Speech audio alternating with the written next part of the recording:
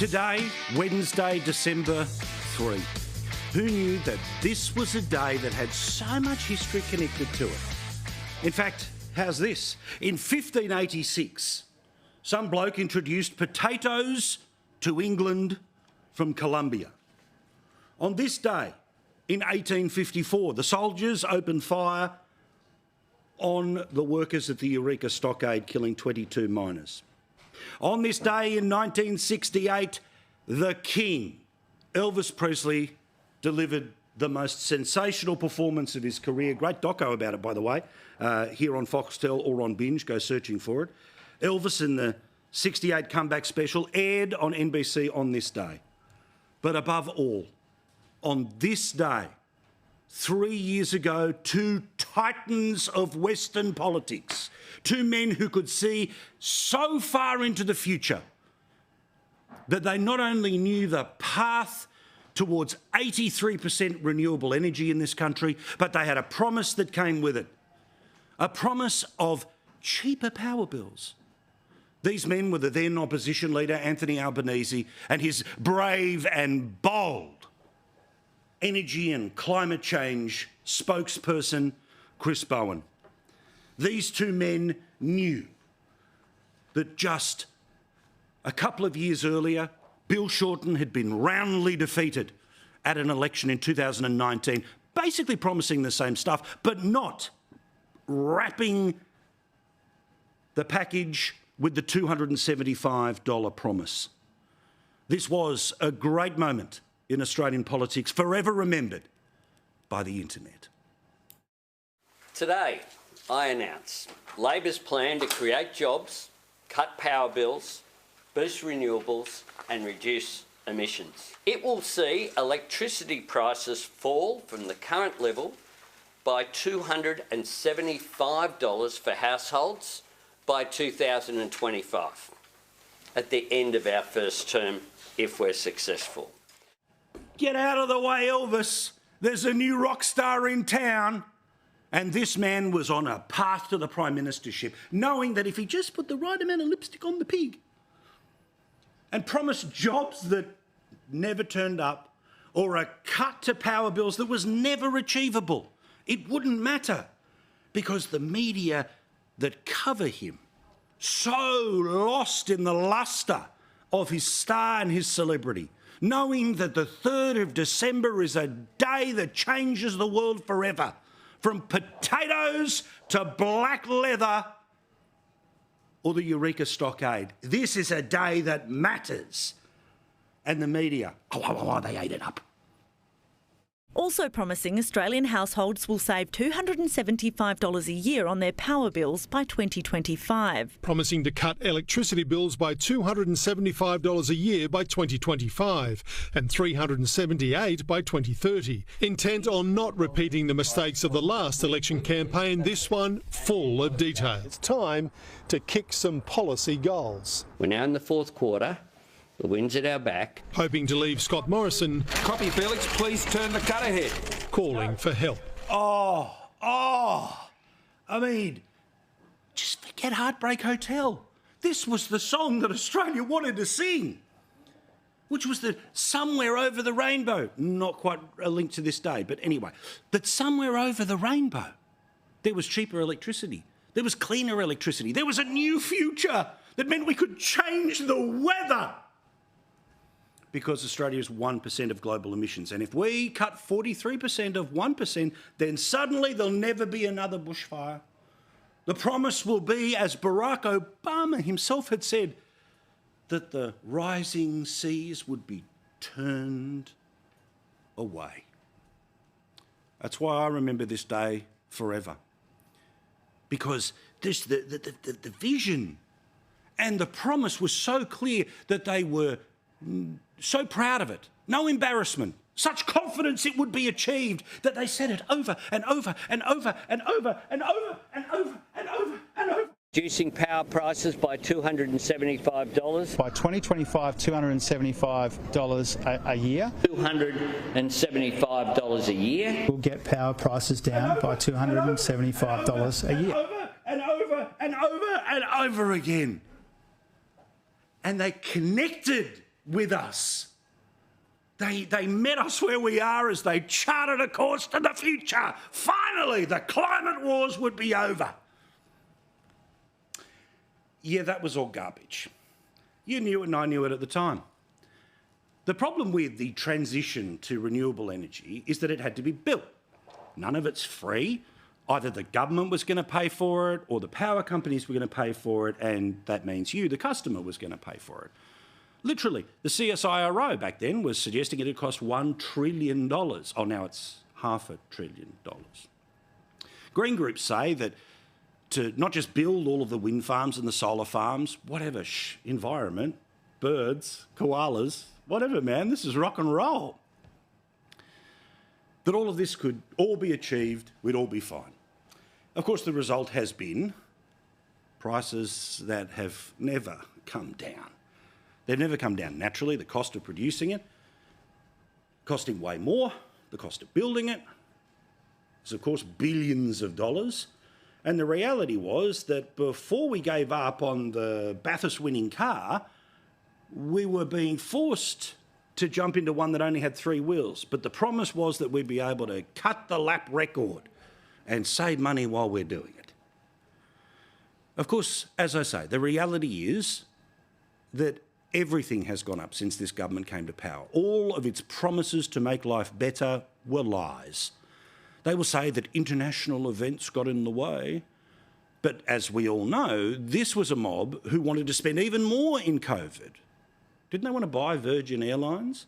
Weren't these the people who voted to tape off JobKeeper but then whinged that it should be higher and go for longer, meaning the total amount of money the government would keep shoving into the economy would only affect inflation even higher and for even longer? Australians, for all the obvious reasons, wanted to change a government last time.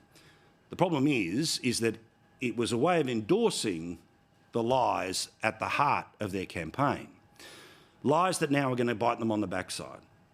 Because power bills, people are struggling to pay them. In fact, some analysis that is worth having a look at here, you'll see 3 columns. The far left column is the promise of what your power bill would be. The black column is what your power bill was at the time they made the promise. And the red is what you're actually paying now. Surprise, surprise. The down has never come, and what is currently there on the doorstep of 2025 is markedly higher than what you were paying in 2022. And I remember sitting here on this show, looking down the same camera, same microphone, hopefully the same viewer, and I said, look, get your power bill from 2022 when they made this promise, 2021, when they made this promise, stick it on your fridge. If the bill come the next election is lower than that, then you know what? Vote for them. But it isn't. SkyNews.com.au, great place to have a look at today, has pulled together to mark this incredible anniversary, December the 3rd, the historic day from the Eureka Stockade to the bloke who brought the potatoes to England. 200,000 houses in Australia are currently struggling to pay their bills, and currently in some sort of an arrangement with power companies to pay a little bit less over a longer period of time. People who run small businesses have seen their bills gone up by thousands of dollars. And as we have learnt this week, that despite the fact that Australia has a future made in Australia and manufacturing was going to come back to this country, the reality was that higher power prices adds to the cost of everything else, which of course at an inflationary time, not good. So to the day, 3 years on, this incredible day of history, does the government stand by what it said over and over again? Do they stand by the promise that they made to you in exchange for your vote in 2022? Well, of course not, because they were never going to deliver it. Instead, their assumption was, and still is, that Australia never kicks out a first-term government, so it doesn't really matter. OK, we'll lose a couple of seats, but we've got the Greens, probably some of the Victorian Teals, maybe all the Teals. Yeah, a few people on the crosswatch. We'll be fine. We could lose like 10 seats and those guys will prop us up, so we'll always be in power. There will be no consequence to telling people outright lies. This is akin to when Tony Abbott turned around and said, we're going to stop the boats. And 3 years later, not stopping them. In fact, more boats coming in. We would all have a very different reaction about that policy if that was the reality of it. But of course, it wasn't. They stopped them. But because these guys think they have super magical powers, and particularly the Treasurer of Australia, who has an entire doctorate, not particularly in economics, but about how Paul Keating sold his economic policies. So again, just like the bloke in Queensland who wasn't a medical doctor, despite the fact that the Premier kept calling the Health Minister, who became the Premier, Dr Miles, Dr Miles, Dr Miles, Dr Miles. His doctorate was about unions. Dr Jim Chalmers is a bloke who essentially has a bit of a doctorate in PR and spin.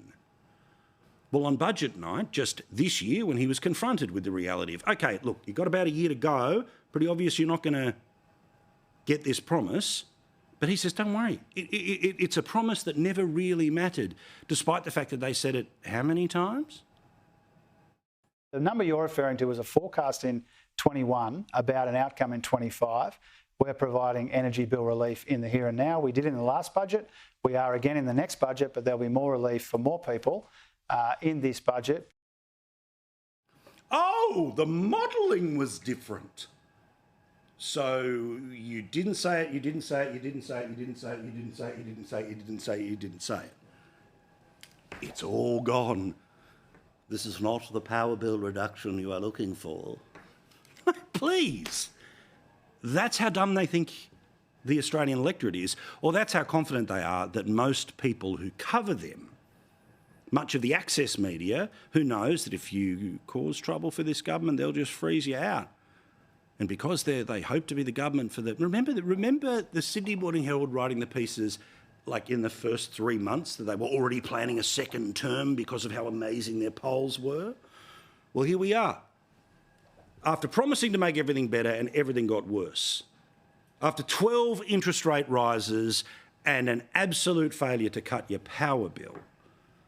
Now, yes, they came up with a way of giving every household from mansions to a one-bedroom unit in Charters Towers $25 a month off your power bill.